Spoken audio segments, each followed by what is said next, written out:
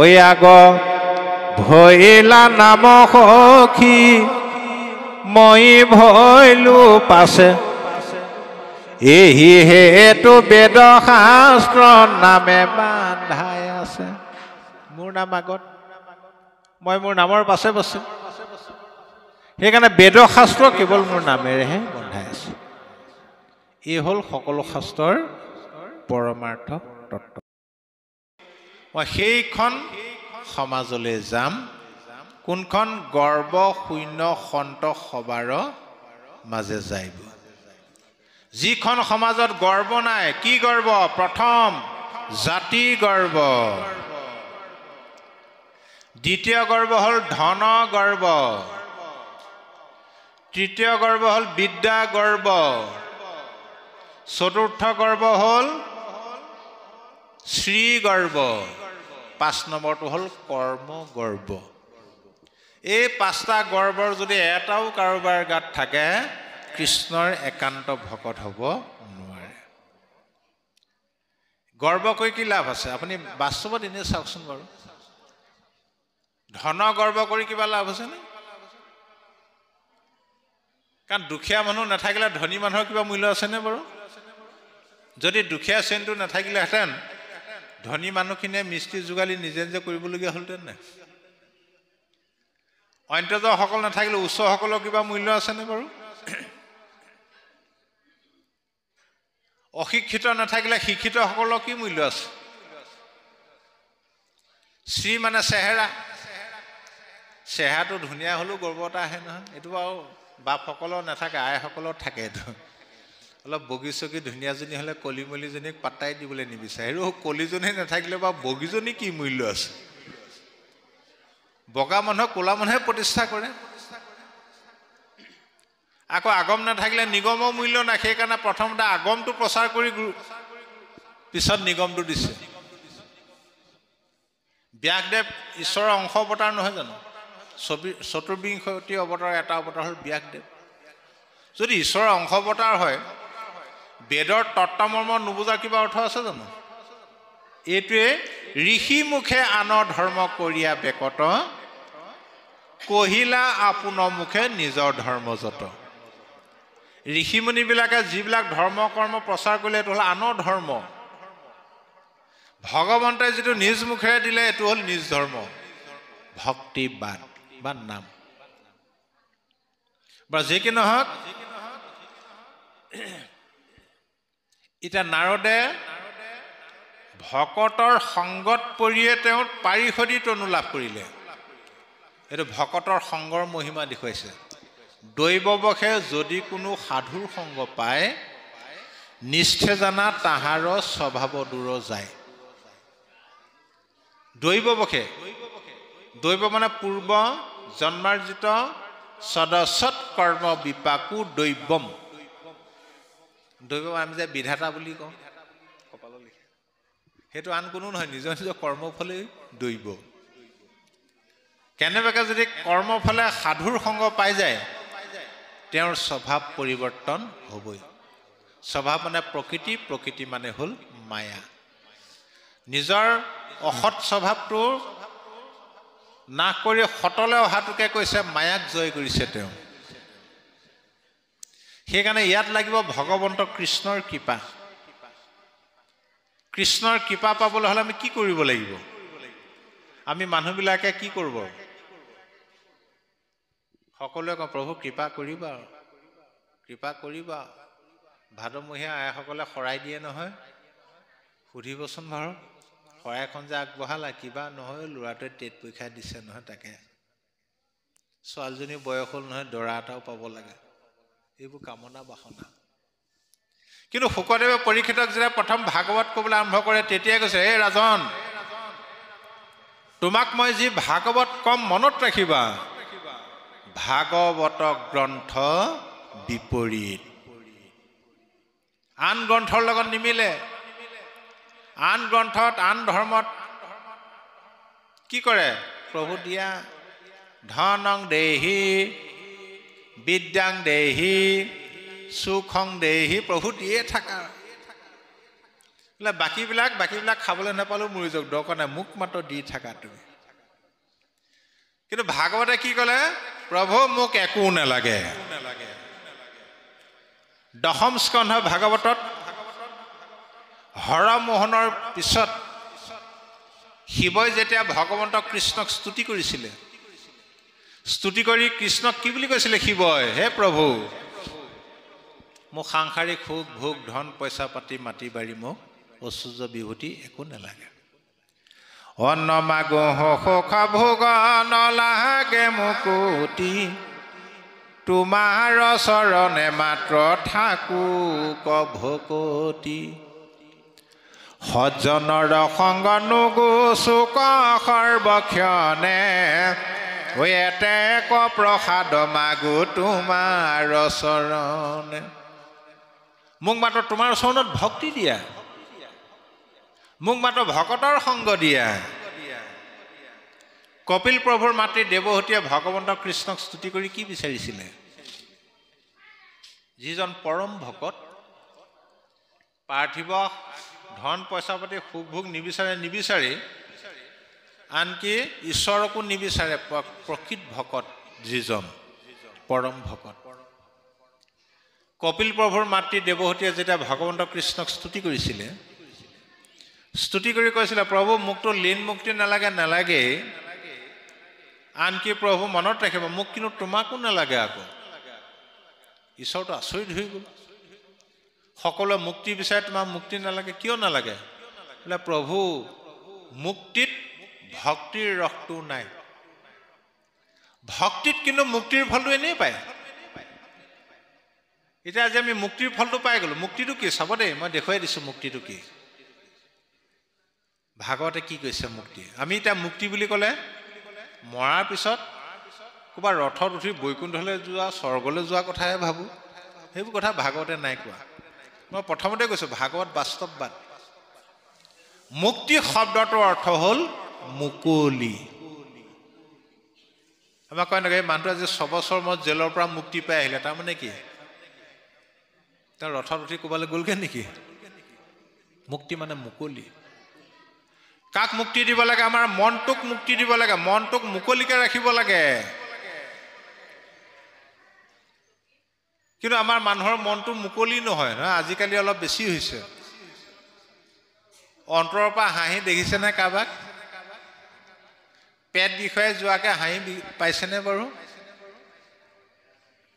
সেইকাৰণে গেছৰ টেবলেট খাব লাগে। হাঁহি নাইকিয়া হ'ল মানুহৰ মুখত। এই নেহাঁহিলে নহয় কাৰণে দাঁতকেইটা উলিয়াই থৈ দিয়ে আৰু মিচিককে।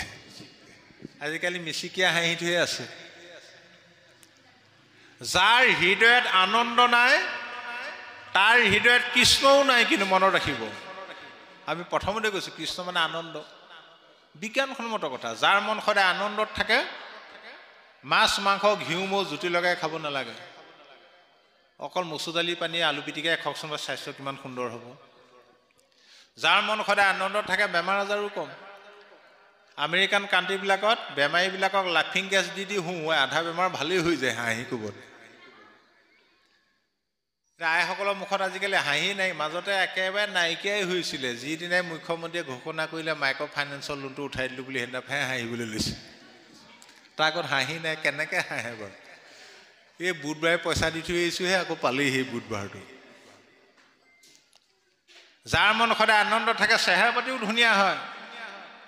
আপোনালোকে লক্ষ্য কৰক, যিসকল আই মাতৃয়ে ঈশ্বৰৰ নাম গুণ গাই মনটো আনন্দত ৰাখে, চাবচোন বাৰু বিউটি পাৰ্লাৰলৈ নগ'লেও ধুনীয়াজনী হৈ থাকে। মুখত একো ঘঁহিব নালাগে, প্ৰমাণ চাওক এমাহমান মনটো আনন্দত ৰাখে। সেইটোৱে হ'ল মুক্তি। বুজি পালেনে? এতিয়া আমাৰ আজি মনটো মুকলি হৈ আছে। পইচা পাতিৰ চিন্তা, ঘৰুৱা চিন্তা, ল'ৰা ছোৱালীৰ চিন্তা, পঢ়া শুনাৰ চিন্তা আছেনে আজি কাৰোবাৰ? যি মুহূৰ্তত আপুনি মনটো ভাগৱতত দি দিলে, সেই মুহূৰ্তৰ পৰা আপুনি মুক্তি পাই গ'ল আৰু। সেইকাৰণে হাঁহিব পাৰিছে। গতিকে ভক্তিত মুক্তিটো লাগি আছে। ল'ৰা ছোৱালীবিলাকে খেলি ভাল পায় কাৰণেহে খেলে, কিন্তু তেওঁলোকে এক্সাৰচাইজৰ ফলটো এনেই পায় নাপায়। ভকতে ঈশ্বৰৰ নাম লৈ ভাল পায় কাৰণে নাম লৈ মুক্তিৰ ফলটো এনেই পায়। আৰু দ্বিতীয়তে সকলোৱে মোক বিচাৰে, তোমাৰ মোকো নালাগে। যে প্ৰভু তোমাক মোক এইটো কাৰণেই নালাগে, তোমাৰ ইমান সুন্দৰ চতুৰ্ভুজ ৰূপ, তুমি যদি কেনেবাকৈ গৈ মোৰ ঘৰত উপস্থিত হোৱাগৈ, ৰাতিপুৱা শুই উঠাৰ পৰা ৰাতি শোৱালৈকে ধূপ ধূনা লগাই তোমাৰ চৰণ সেৱা কৰি থকা হ'ব, সুন্দৰ চেহেৰাটো ভেবা লাগি চাই থকা হ'ব, মোৰ ঘৰুৱা কামবোৰ একো নহ'ব। হয়ো হয়। ৰাতি এতিয়া 9টা-10টাত ভাগৱত সামৰিব, সামৰাৰ পিছত আপোনালোক ঘৰা ঘূৰি যাব, যাওঁতে ভাবি যাব একদম গৈয়া বিচনাতে পৰিমগৈ দেই, আজি একদম কঁকাল চকাল বিষাই গ'ল আৰু, হয়নে বাৰু? ভাগৰো লাগে। ঘৰত গৈ পালেগৈ সাক্ষাৎ কৃষ্ণ আহি বহি আছে, কেনেকুৱা লাগিব বাৰু মনটো? প্ৰথমতে মনটো বৰ ভাল লাগিব, ধূপ ধূনা লগাই গা পা ধুই একদম সেৱা প্ৰাৰ্থনা, আকৌ মুখস্থই নাই নহয়, 2ভাগ নে 3ভাগে আছে, আকৌ নামঘোষা নমাই আনিলে, প্ৰাৰ্থনা গাওঁতে গাওঁতে ৰাতি 1:30-2টা বাজিছেগৈ আৰু, তেতিয়া দেখিব ভাগৰো লাগিছে, টোপনিও ধৰিছে।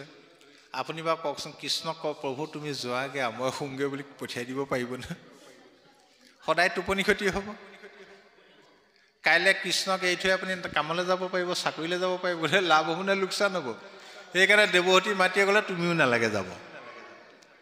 তেন্তে কি লাগে তোমাক? এটা কিন্তু কৃপাক মোক কৰিব লাগিব। কি কৃপা?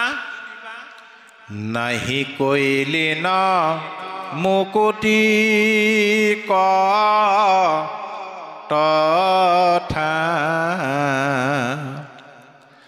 নাহি হৰিপদ পংকজ যথা,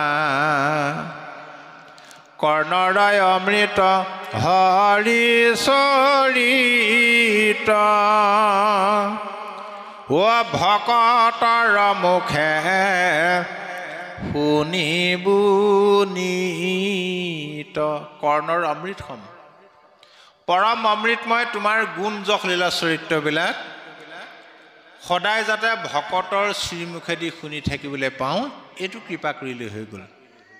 ও ভকতৰ বিষয়ত নাহি শকতি, কৃষ্ণ কথা শুনিবাক সদা কৰে ৰতি, সদায় অকণমান হ'লেও কৃষ্ণ কথা শুনিবলৈ ৰতি কৰে। গতিকে এইদৰে ৰতি, যেতিয়া ৰতি আহিব, প্ৰথম লাগিব শ্ৰদ্ধা। শ্ৰদ্ধা সহকাৰে শুনিলে তাত ৰতি আহিব। ৰতিৰ পিছত ওপৰতি আহিব, ওপৰতি মানে বিষয়ৰ প্ৰতি বিৰক্তি ভাৱ আহিব, তাৰপিছতহে ভক্তি।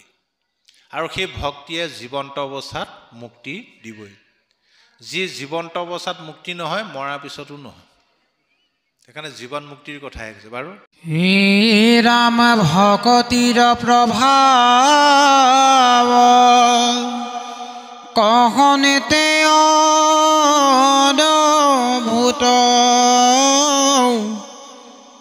ভৈলো অৱতাৰ মই হুয়া দাসী সুত,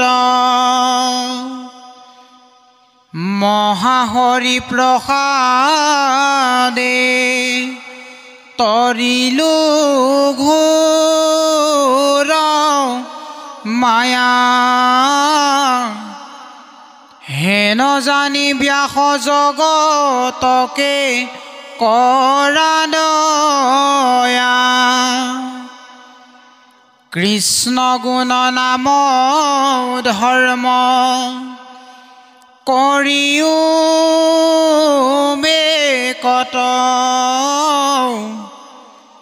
শ্ৰৱণ কীৰ্তনে তাৰ তৰুক জগত, এহি বুলি মুনি ভৈলা স্বৰ্গত প্ৰৱেশ,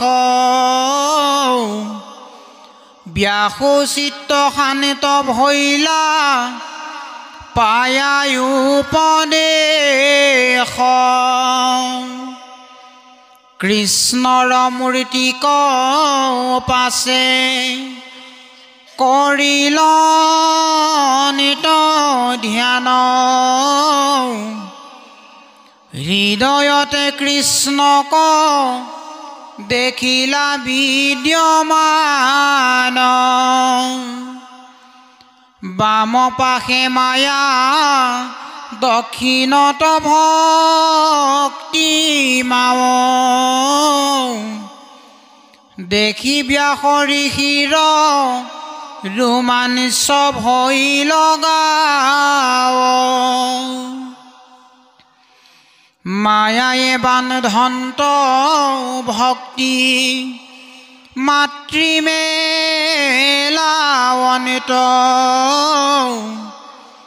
দুই হানু মধ্যস্থ ভাৱে আশা ভগৱনিত বন্ধৰ মুখ্যৰ হেতু দেখি ব্যাস ঋষি ভাগৱত শাস্ত্ৰ পাছে কৰিলা হৰিষি পৰম ৰহস্য মহা ভকতিৰ পন্থ শুকক পঢ়াইলাইতো ভাগৱত গ্ৰন্থ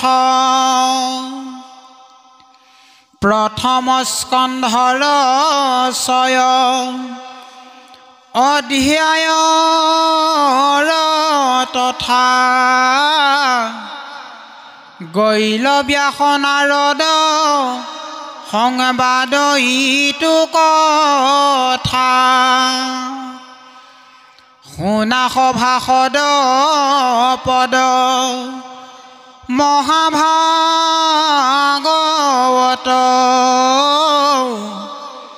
পুৰাণৰ সূৰ্যয়াৰ শুনিও মহত্ব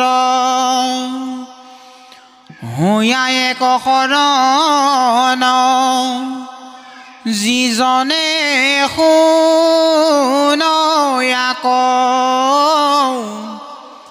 পাৱৈ পৰম পদ সুখে নিস্তৰৈ মায়াক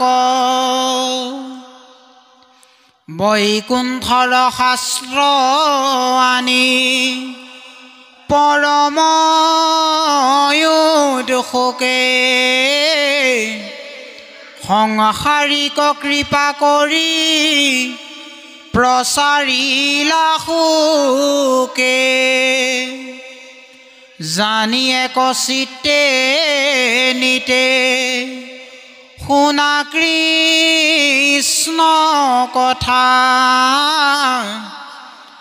ইহেন মনুষ্য জন্ম নকৰিও বৃথা বিজুলি চমক যেন জীৱন অথিৰ কৈতকে তীক্ষ্ণে পৰে ইহেন শৰীৰ প্ৰাণবন্ধু কৃষ্ণৰ চৰণে দিয়া চিত্ত কৃষ্ণ গুণ নামৈষে পৰলোকবিত্ত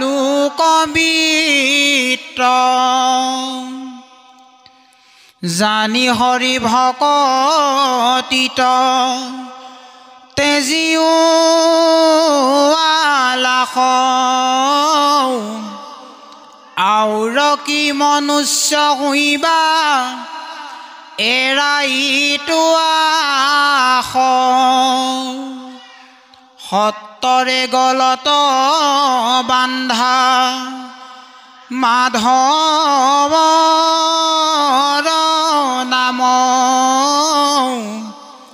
কৃষ্ণৰ কিংকৰে কহে বোলা ৰাম ৰাম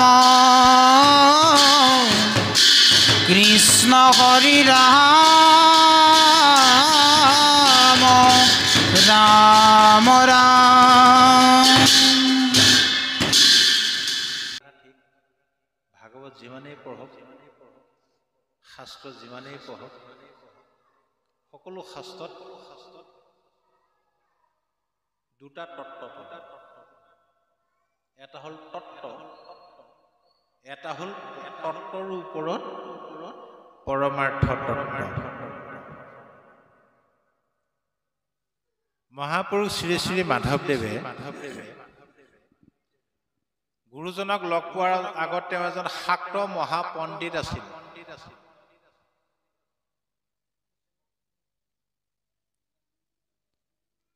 আগম পণ্ডিত আছিল। আগম নিগম বেদ ৰামায়ণ পুৰাণ ভাৰতকে আদি কৰি সকলো শাস্ত্ৰ অধ্যয়ন কৰি তেওঁ মাত্ৰ এটাহে তত্ত্ব পালে। কি পালে? বেদে ৰামায়ণে পুৰাণে ভাৰতে আদি মধ্যয়বসানে হৰি কেশে মাত্ৰ কহয় নিশ্চয় জানা তত্ত্ব সিমানে। আগম নিগম বেদ ৰামায়ণ গীতা ভাগৱত আদি কৰি সকলো শাস্ত্ৰই এক ঈশ্বৰকহে কৈছে। ঈশ্বৰ এজনেই, সেইটো হ'ল তত্ত্ব। তাৰ ওপৰত এটা পৰমাৰ্থ তত্ত্ব। বোলে পৰমাৰ্থ তত্ত্ব কি? শুনা পৰমাৰ্থ তত্ত্ব শ্ৰীমন্ত শংকৰ মত ধৰিও সজন সকল হৰিৰ কীৰ্তন কৰি সুখে সংসাৰ কটৰি পাইবা ভক্তি পৰম নিৰ্মল। গুৰুজনাই আমাক যি একশৰণ হৰিনামৰ ধৰ্ম দি থৈ গৈছে, এইটোৱে হ'ল সকলো শাস্ত্ৰৰ পৰমাৰ্থ তত্ত্ব। বেদৰ মূল সাৰ কি? কেৱল নাম। গীতাত কৈছে, হেৰা সখী ময়ে সৰ্বে সৰ্বা নহয়, মোতকৈও শ্ৰেষ্ঠ বস্তু এটা আছে। অৰ্জুন আচৰিত হ'ল, প্ৰভু তুমিয়ে সৰ্বশ্ৰেষ্ঠ, সৃষ্টি স্থিতি প্ৰলয়ৰ গৰাকী, তোমাতকৈ ডাঙৰ কি থাকিব পাৰে? বোলে শুনা, ঐ আগ ভৈলা নাম সখী মই ভৈলো পাছে এহি হেতু বেদ শাস্ত্ৰ নামে বান্ধাই আছে। মোৰ নাম আগত, মই মোৰ নামৰ পাছে পাছে, সেইকাৰণে বেদ শাস্ত্ৰ কেৱল মোৰ নামেৰেহে বন্ধাই আছে। এই হ'ল সকলো শাস্ত্ৰৰ পৰমাৰ্থ